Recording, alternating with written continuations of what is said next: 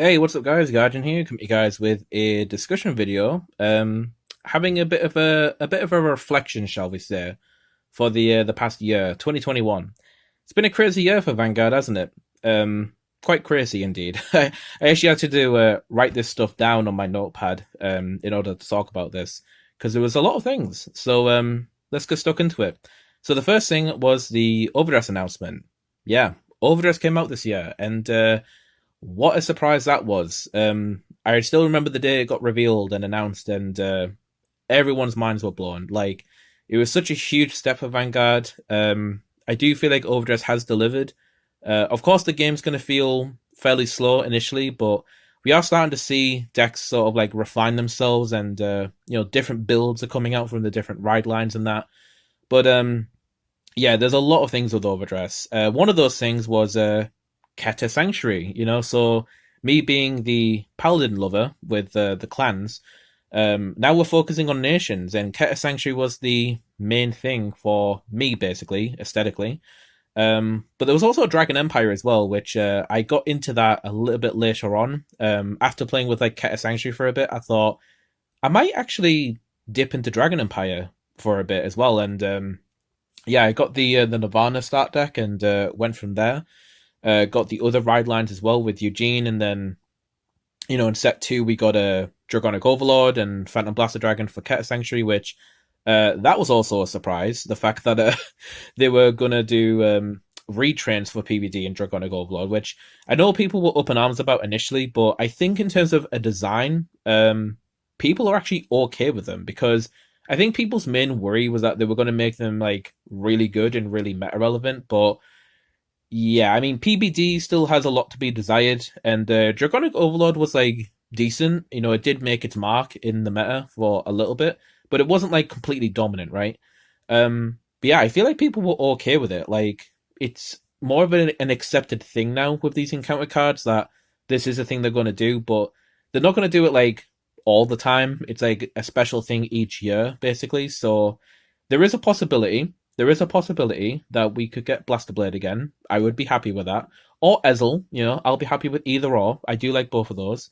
But it's gonna be awkward, right? Because I kind of imagine they want to do encounter cards for like the different nations, right? So they've done one for Keta, and they've done one for Dragon Empire now. So surely they want to do one for the other ones, right? At some point. So I don't know. Maybe you have to wait a bit longer for something like Blaster Blade, because that would technically fall under the Keta Sanctuary banner now, wouldn't it? So yeah, I do want to say this year though, it was so nice to be able to play the game in person again. Like, after 2020, that was a hell of a year, but this year has been more uplifting. In fact, we actually got really lucky with Overdress, because when Overdress came out, restrictions in the UK were actually lifting, which was great because we had a huge spike of cases in the winter in 2020. And then when we got round to Overdress coming out, fortunately, the UK started to, ease off its restrictions a bit, and we could actually meet up in person and play, and it was great, seeing people in person again after you're getting used to hearing their voice so much on Discord.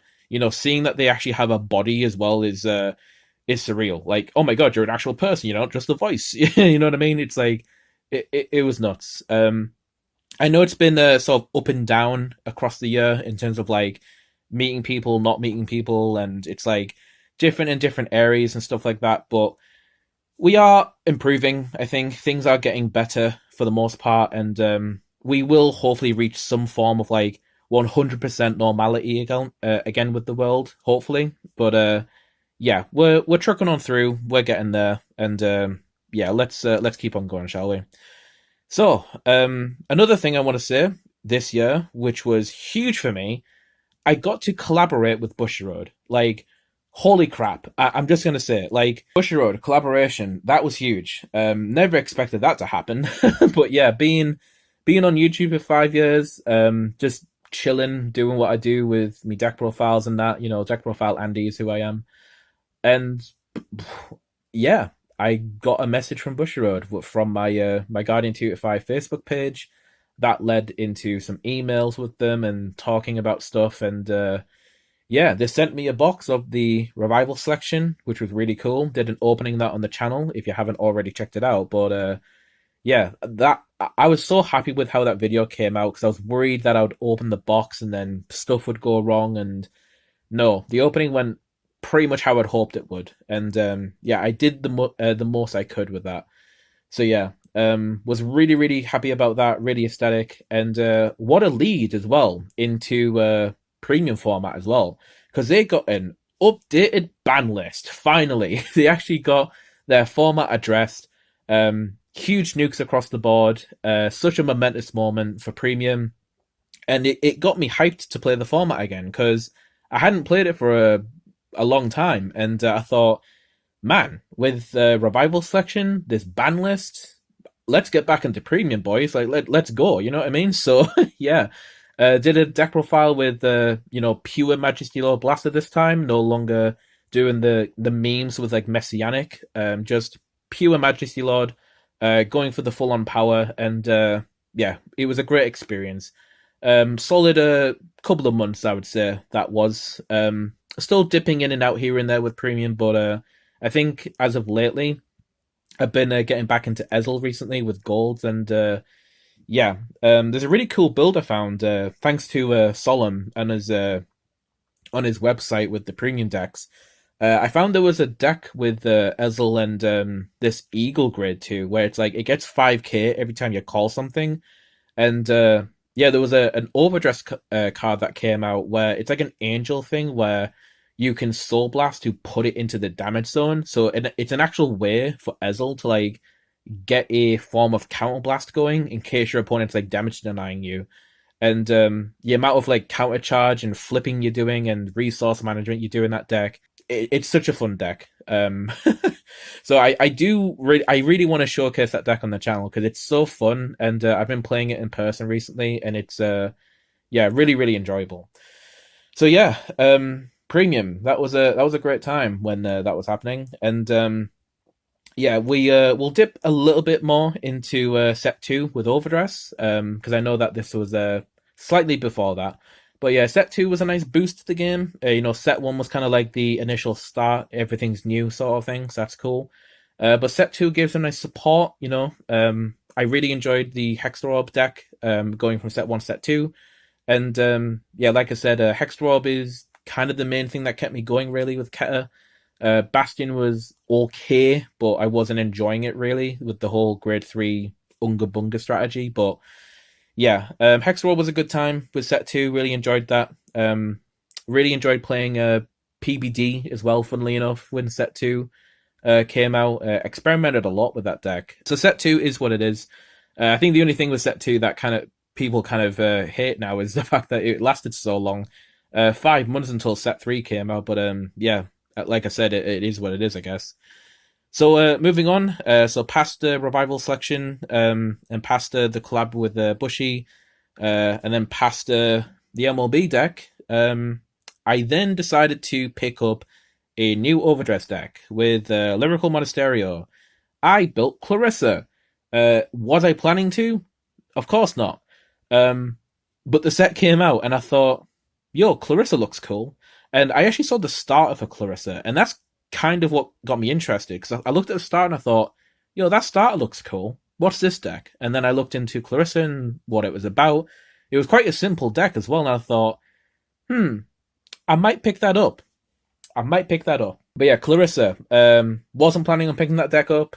Turns out I have it. I do enjoy it, actually. It is simple, but it's a nice change of pace, going from like Keta and Dragon Empire. Sometimes I might be like, you know what? I feel like playing Clarissa now. I think I'll pick that deck up.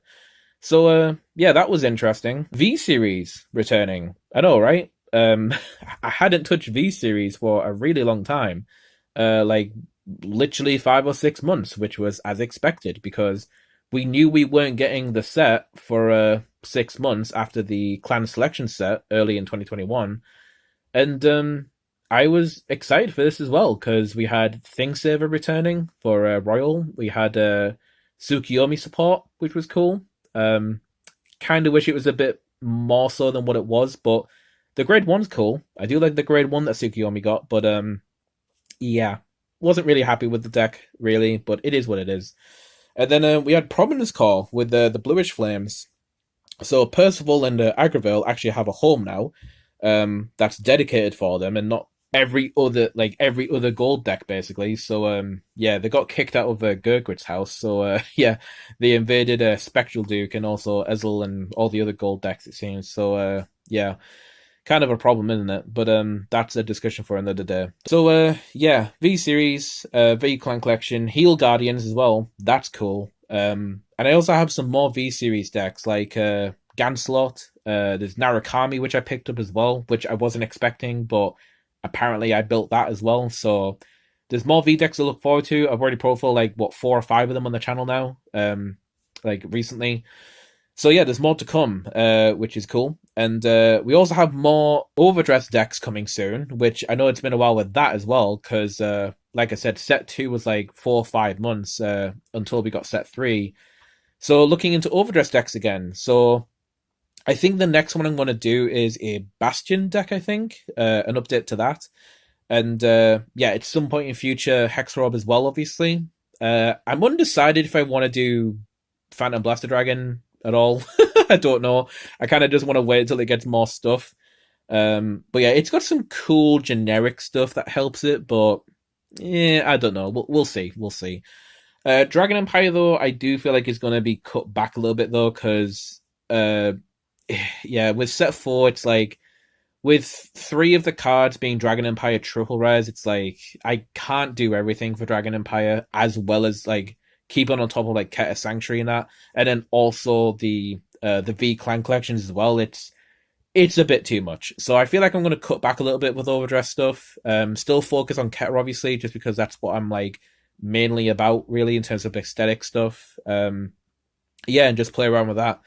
So looking forward to playing more set 3 because it's about time, I think. But yeah, I just wanted to recap essentially on the year. The year was just crazy, like, you know, the collab with Bushiroad that I just didn't expect, and you know, doing the revival section stuff, and Overdress being announced, and the V Clan collection coming out, and playing with those decks, and basically dipping in and out of the different formats this year.